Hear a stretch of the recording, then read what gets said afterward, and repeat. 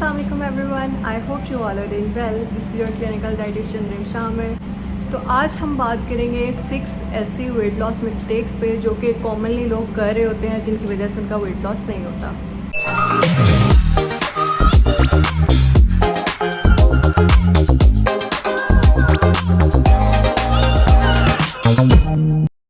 आपने अक्सर लोगों को ये कहते हुए सुना होगा कि हम तो डाइट प्लान फॉलो कर रहे हैं, हम कैलोरी डेफिसिट में हैं, हम बहुत मेहनत कर रहे हैं लेकिन फिर भी हमारा वेट लॉस नहीं हो रहा।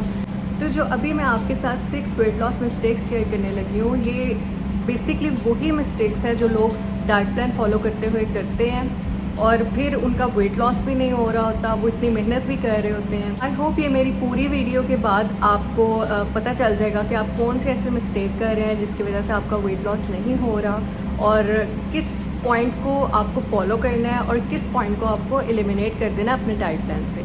तो सबसे पहली वेट लॉस मिस्टेक जो कि बहुत से लोग कर रहे होते हैं और इवन तो मेरे क्लाइंट्स भी कर रहे होते हैं, वो ये कि वो रोज़ाना अपना वेट मशीन से अपना वेट चेक करते हैं। वो वेट मशीन पे बहुत ज़्यादा रिलाई करते हैं। बेसिकली वेट मशीन बिल्कुल भी रिलायबल नहीं होती। वो आपका सुबह कोई और वेट बता रही होगी, रात को कोई और वेट बता रही होगी।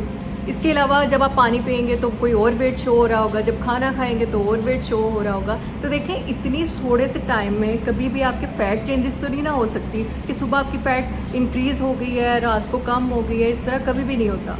बहुत दफ़ा ऐसे होता है कि कभी हमें जंक खाना पड़ जाता है या कहीं अपने कैलोरी से ज़्यादा कैलोरीज हमें इंटेक करनी पड़ जाती है, तो हमें फिर वेट बहुत ज़्यादा शो होना शुरू हो जाता है। लेकिन वो हमारा फ़ैट नहीं होता, वो बेसिकली वाटर वेट होता है। ठीक है, अब जब हम वेट मशीन पे अपना वेट चेक करते हैं तो हमें ज़्यादा शो होता है और हमें लगता है कि हमारा वेट तो गेन हो गया, हमारा वेट लूज़ नहीं हो रहा, हमारा फ़ैट भी गेन हो गया, जबकि ऐसा नहीं होता।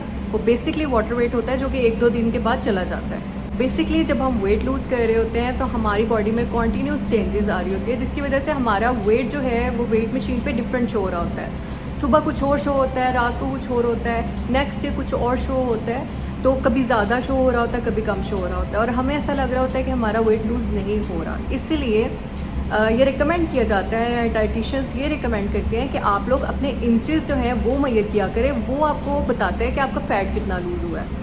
अगर देखिए आपको मेजरमेंट्स में फ़र्क आ रहा है तो इसका मतलब फ़ैट लूज़ हो रहा है। वेट मशीन पे आपको जो भी आए वो मैटर नहीं करता, आपके मेजरमेंट्स मैटर करते हैं। अगर बहुत से लोगों का ऐसे होता है कि उनके मेजरमेंट्स में फ़र्क आ रहा होता है और वेट मशीन पे नहीं आता, उनको लगता है कि हमारा तो वेट लूज़ ही नहीं हो रहा, जबकि उनका बहुत अच्छा फ़ैट लूज़ हो रहा होता है। ये मेरे बहुत से क्लाइंट्स के साथ भी सेम यही होता है और हमारा मेजर टारगेट ही ये है, क्योंकि वेट जैसे मैंने आपको बताया, वेट मशीन एक तो रिलायबल नहीं है, हम उस पर रिलाई कर ही नहीं सकते। हम मेजरमेंट्स पे रिलाई करते हैं क्योंकि वही आपको एग्जैक्टली बताता है कि आपका फ़ैट लूज़ हो रहा है या नहीं हो रहा, या आपकी क्या प्रोग्रेस है। बहुत से लोग जब जिम जाना स्टार्ट करते हैं तो उनका वेट स्केल पे वेट ज़्यादा शो हो रहा होता है, उनका फ़ैट लूज़ ही हो रहा होता है, लेकिन वेट स्केल पे क्योंकि बॉडी में कॉन्टीन्यूस चेंजेस आ रही है जिसकी वजह से वेट हमारा वेट स्केल पे डिफरेंट शो हो रहा होता है। इसके अलावा जो लोग स्ट्रेंथनिंग एक्सरसाइजेस करते हैं तो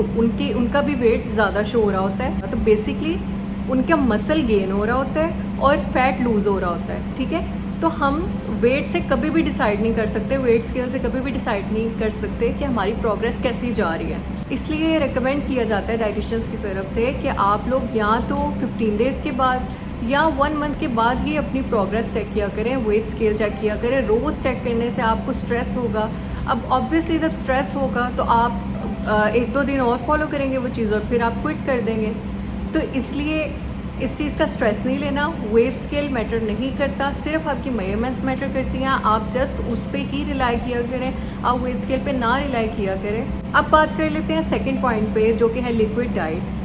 मैंने काफ़ी लोगों को डाइट करते हुए देखा है, वो कहते हैं हम तो बहुत कम खाते हैं और हमारा फिर भी वेट लूज़ नहीं होता, हम एक्सरसाइज भी करते हैं फिर भी हमारा वेट लूज़ नहीं होता।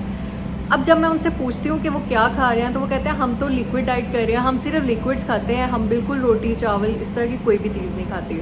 और लिक्विड्स में वो क्या ले रहे हैं कि 3 दफ़ा मिल्क शेक ले रहे होते हैं, उसके अलावा जूसेस ले रहे होते हैं। अब जूसेस में 6 to 7 एप्पल का एक ग्लास वो बनाते हैं और वो ले रहे होते हैं। अब जूस देखें, जब आप जूस बनाते हैं ना तो आपका फाइबर जो जितना भी फ्रूट में होता है वो लूज़ हो जाता है, वो डिस्कार्ड हो जाता है उसमें। जिसकी वजह से अब सिर्फ हमें वो ग्लूकोज ही मिल रही है। अब वो लिक्विड फॉर्म में हमारे पास फूड जा रहा है, हमें कैलोरीज भी प्रोवाइड कर रहा है, लेकिन वो फ़ौरन से एक्सक्रीट भी हो जाता है, जिसकी वजह से हमें दोबारा भूख लग जाती है। अब फिर हम जूस पीते हैं या फिर हम मिल्क शेक लेते हैं, तो वो हमारी कैलोरीज जितनी हमें रिक्वायर्ड होती हैं वो उससे भी ज़्यादा हो जाती है, और कुछ लोगों का वेट गेन भी हो जाता है। लेकिन उनको तो यही लग रहा होता है कि वो प्रॉपर डाइट कर रहे हैं, वो बहुत मेहनत कर रहे हैं, और फिर भी लूज़ नहीं हो रहा, जबकि वो अपनी कैलोरीज या तो मेंटेनेंस कैलोरीज लेना स्टार्ट कर देते हैं या वो कैलोरीज ज़्यादा लेना स्टार्ट कर देते हैं, जिसकी वजह से फिर ये इशू आता है और उनका वेट लूज़ नहीं होता।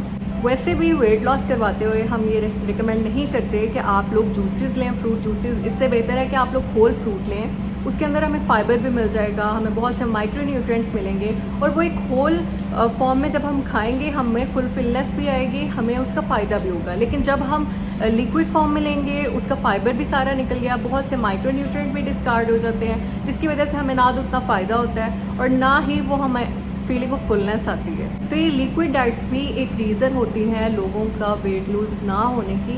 अब आता है थर्ड पॉइंट, जो कि है एक्सरसाइज। इधर बहुत से लोग ये मिस्टेक करते हैं कि वो डाइट प्लान फॉलो करना शुरू हो जाते हैं लेकिन वह एक्सरसाइज नहीं करते, जिसकी वजह से उनका वेट लॉस 1-2 kg अगर उनका कम हो भी जाए स्टार्टिंग में, फिर वो वेट स्टक हो जाता है या वो लॉन्ग लास्टिंग रही रहता है, क्योंकि डाइट अकेली आपका वेट लूज़ नहीं करवा सकती जब तक कि आपकी प्रॉपर फिजिकल एक्टिविटी ना हो, आपकी एक्सरसाइज ना हो, आपकी वॉक ना हो। कभी भी अकेली डाइट आपका प्रॉपर वे में वेट लूज़ नहीं करवा सकती। वैसे भी जो वेट लॉस है वो 70% डाइट पे और 30% एक्सरसाइज पे रिलाई करता है। अब इसका मतलब ये नहीं है कि आप 70% डाइट करते रहें और ये कहें कि आप 70% तो कर रहे हैं, लेकिन ये 70% और 30% मिल के 100% बनाएंगे तो ही आपका वेट लूज़ होगा। अगर आप एक्सरसाइज नहीं करेंगे तो आपका वेट स्टक हो जाएगा, आपकी बॉडी मेजरमेंट्स में फ़र्क नहीं आएगा, आपका फैट लूज़ प्रॉपर वे में नहीं होगा। इसलिए एक्सरसाइज डाइट के साथ बहुत ज़रूरी है। अब इधर कुछ लोग ये भी मिस्टेक करते हैं कि वो 3-3, 4-4 घंटे एक्सरसाइज करते रहते हैं, वो बहुत हार्ड एक्सरसाइज शुरू कर देते हैं, जिसकी वजह से कुछ देर तो उनका वेट लूज़ होता रहता है, लेकिन कुछ टाइम के बाद उनका वेट स्टक हो जाता है, क्योंकि हम एक ही तरह की एक्सरसाइज और हार्ड एक्सरसाइज ही कॉन्टीन्यूसली करना शुरू हो जाते हैं, जिनकी वजह से वेट स्टक हो जाता है, बॉडी का सेट पॉइंट आ जाता है और फिर उनका वेट लूज़ नहीं होता काफ़ी देर तक, जब तक कि हम अपने एक्सरसाइज पैटर्न ना चेंज करें। इसलिए बहुत ज़रूरी है कि आफ्टर 1.5 मंथ या आफ्टर 1 मंथ आप अपना डाइट प्लान भी चेंज करें, आप एक्सरसाइज भी चेंज करें। अब फोर्थ पॉइंट, और जो बहुत लोग मिस्टेक करते हैं, वो ये कि लोग अपने मील स्किप करना शुरू हो जाते हैं। बहुत से लोग जब वेट लॉस कर रहे होते हैं उनको ये लगता है कि अगर वो कोई मील स्किप कर देंगे तो उनकी बॉडी वेट लूज़ कर लेगी, उनकी बॉडी जो फैट की स्टोरेज है वो कम कर देगी, लेकिन ऐसा नहीं होता। अगर आपकी बॉडी को प्रॉपर अमाउंट में न्यूट्रिएंट्स ना मिले, प्रॉपर अमाउंट में एनर्जी ना मिले, तो हमारा वेट गेन शुरू हो जाता है, क्योंकि हमारी बॉडी के जो प्रोसेसेस हैं उनको प्रॉपर वे में एनर्जी नहीं मिल रही, वो प्रॉपर वे में अपना प्रोसेस बॉडी नहीं कर रही होती, जिसकी वजह से हमारे जितने भी प्रोसेसेस हैं वो स्लो हो जाते हैं। अब जब हम कुछ भी खाते हैं तो हमारा वेट लूज़ होने के बजाय उल्टा गेन होना शुरू हो जाता है। तो ये एक बहुत अहम पॉइंट है, इसलिए ना तो आप अपने मील स्किप किया करें, ना ही आप बहुत कम कैलोरीज लिया करें। मील स्किप करने का एक और भी नुकसान ये है कि जब हम फ़र्ज़ करें आप ब्रेकफास्ट आपने कर लिया, आपने लंच का मील स्किप कर दिया, अब जब आप डिनर में खाने के लिए बैठेंगे ना, आपको बहुत भूख लगी होगी और आपको टेबल पे जो भी नज़र आएगा आप अपना पोर्शन साइज़ का ख्याल नहीं करेंगे और आप सब कुछ खा लेंगे। अब अगर आपने वही लंच में खाया होता तो आपकी बॉडी को एक तो थोड़ी सी एनर्जी मिल जाती है, और आप डिनर में इतनी ज़्यादा अमाउंट में आप ना खाते, आप अपने पोर्शन के अकॉर्डिंग ही खाते, क्योंकि आपको बहुत ज़्यादा भूख तो नहीं लगी होनी थी। इसलिए मील स्किप करने से सिर्फ आप या तो ज़्यादा कैलोरीज लेना शुरू कर देते हैं या बहुत कम लेना शुरू कर देते हैं। इसलिए आप मील स्किप ना किया करें, आप एक प्रॉपर वे में अपना पैटर्न रखें, आप थोड़ा थोड़ा करके खाएं, अपनी बॉडी को थोड़ा थोड़ा करके फीड करवाएं, ताकि आपका वेट लूज़ हो, आपके वेट लूज़ होने में कोई भी डिफ़िकल्टीज़ ना आए, कोई भी हर्डल्स ना आए। ज़्यादातर लोग जब वेट लूज़ कर रहे होते हैं तो वो बहुत स्ट्रेस में आ जाते हैं। अब उसकी बहुत सी रीज़न हो सकती हैं। पहली रीज़न ये होती है कि वो अनरियलिस्टिक गोल्स सेट कर लेते हैं। वो कहते हैं कि 1 मंथ हमने डाइट फॉलो करनी है, 1 मंथ में हमने वेट लूज़ करना है और वेट लूज़ भी 20 kg करना है। अब देखिए ये पॉसिबल ही नहीं है कि आप 20 kg वेट लूज़ कर लें इन अ मंथ। अब जिसके हार्मोन्स इम्बैलेंस है, जो प्रॉपर एक्सरसाइज नहीं कर रहा है या जो पहली दफ़ा डाइट प्लान फॉलो कर रहा है, उनके लिए तो किसी तरीके से पॉसिबल ही नहीं है। और वो जब इस तरह के गोल्स रखते हैं तो उनके गोल्स तो ये पूरे हो ही नहीं सकते, वो अपने टारगेट कभी अचीव कर ही नहीं सकते। तो ऐसे लोग जब टारगेट नहीं अचीव कर पाते तो वो स्ट्रेस में आ जाते हैं, जिसकी वजह से जो लूज़ हो रहा होता है वेट वो भी नहीं होता, क्योंकि स्ट्रेस में हमारे बॉडी के जो प्रोसेसेस हैं, जो डाइजेस्टिव प्रोसेस है वो भी प्रॉपरली वर्क नहीं करता। तो आप एक तो रियलिस्टिक गोल्स रखें, 3 to 4 kgs in a month का गोल आपको रखना चाहिए। अगर इससे कम भी लूज़ हो जाए तो कोई बात नहीं, क्योंकि बॉडी टू बॉडी डिफ़र करता है वेट लूज़ होना। इसलिए आप 3 to 4 kg in a month में अगर लूज़ कर रहे हैं तो ये तो बहुत अच्छी बात है। अगर इससे कम भी कर रहे हैं तो कोई बात नहीं, हो सकता है आपका नेक्स्ट मंथ इससे भी ज़्यादा अच्छा लूज़ हो जाए। सेकेंड रीज़न ये होती है कि हमारा स्लीपिंग पैटर्न बहुत डिस्टर्ब होता है। अब जब स्लीपिंग पैटर्न डिस्टर्ब होगा, बॉडी स्ट्रेस में होगी, तो आपका वेट लूज़ हो ही नहीं सकता, क्योंकि आपको समझ ही नहीं आ रहा होता कि आप अपने मील्स किस तरह मैनेज करें, आपकी ब्रेन प्रॉपरली वर्क नहीं करता। इसलिए स्लीप बहुत अहम फैक्टर है इस स्ट्रेस में, स्ट्रेस को मैनेज करने में। आप अपनी एक रूटीन रखें, अपने मील्स मैनेज करें, ताकि आपको इस तरह के ना तो स्ट्रेस फेस करने पड़े और ना ही आपको इश्यूज़ हो। अब बात कर लेते हैं सबसे अहम पॉइंट और सबसे लास्ट पॉइंट, जो कि है कि हम अपना डाइट प्लान एक ही रखते हैं, हम उसको चेंज नहीं करते। देखें, 1 मंथ या 1.5 मंथ के बाद आपको अपना डाइट प्लान लाजमी चेंज करना चाहिए, क्योंकि आपका जो एक डाइट प्लान होता है ना, वो एक वेट के अकॉर्डिंग बनता है। अब जब आप फॉर एग्ज़ाम्पल किसी का 80 kg वेट है, अब उसके अकॉर्डिंग उसका डाइट प्लान बना हुआ है, अब उसने लूज़ कर लिया है, उसका 75 हो गया है या 74 हो गया है। अब जब हम सेम कैलोरीज ही लेते रहेंगे, सेम डाइट प्लान ही फॉलो करते रहेंगे, तो वो हमारा मेंटेनेंस कैलोरीज हो जाएंगी। अब ज़रूरत ये होती है कि हम उन कैलोरीज को कम करें, हम पैटर्न चेंज करें, ताकि हमारा प्रॉपरली वेट लूज़ होता रहे। बहुत से लोग ये करते हैं कि वो एक डाइट प्लान ले लेते हैं, वो उसी को फॉलो करते रहते हैं। अब स्टार्टिंग में तो उनको इफेक्ट होता है, लेकिन आफ्टर सम टाइम या आफ्टर लाइक 1.5 मंथ उनका वेट स्टक हो जाता है, क्योंकि वो मेंटेनेंस कैलोरीज लेना स्टार्ट कर देते हैं। इसके अलावा जो लोग एक ही तरह का पैटर्न रखते हैं, एक ही तरह का एक्सरसाइज पैटर्न या डाइट पैटर्न रखते हैं, तो उनका वेट स्टक हो जाता है आफ्टर सम टाइम, क्योंकि बॉडी उसके यूज टू हो जाती है। अब इधर स्ट्रेटजीज़ ये होती हैं कि आप लोग अपना पैटर्न चेंज करें, आप लोग कैलोरीज चेंज करें, ताकि आपका प्रॉपरली वेट लूज़ होता रहे और जितना आपका टारगेट है आप उसको जल्द से जल्द अचीव कर लें। इसलिए कभी भी आप एक डाइट प्लान ना रखें, आप किसी भी डाइटिशियन या न्यूट्रिशनिस्ट से कंसल्ट करें और उससे प्रॉपर वे में अपना वेट लूज़ करवाएं, 1.5 मंथ अपना डाइट प्लान चेंज करवाएं, एक्सरसाइज पैटर्न चेंज करवाएं, ताकि आपका प्रॉपरली वेट लूज़ होता रहे।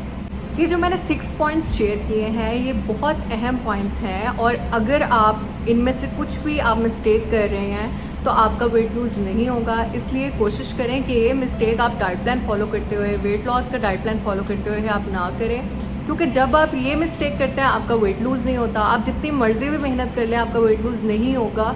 इनमें से बहुत से मिस्टेक्स मेरे क्लाइंट्स भी कर रहे होते हैं, फिर मैं उनको प्रॉपर वे में गाइड करती हूँ। आई होप इस वीडियो से आपको फ़ायदा हुआ होगा और आप ये मिस्टेक्स नेक्स्ट नहीं करेंगे। आप एक प्रॉपर वे में डाइट प्लान लेंगे, एक प्रॉपर वे में अपनी रूटीन सेट करेंगे, अपनी बॉडी को स्ट्रेस में नहीं लाएंगे, अनरियलिस्टिक गोल्स नहीं चूज़ करेंगे, अपने जो है गोल्स इस तरह के चूज़ करेंगे जो कि आप कर सकें प्रॉपर वे। आप कैलोरीज का प्रॉपर वे में ख्याल रखेंगे, मील स्किप नहीं करेंगे, बहुत कम कैलोरीज नहीं लेंगे, हर मील मैनेज करके लेंगे ताकि आपको स्ट्रेस भी ना हो। आप अपना स्लीपिंग पैटर्न जो है वो सेट करेंगे।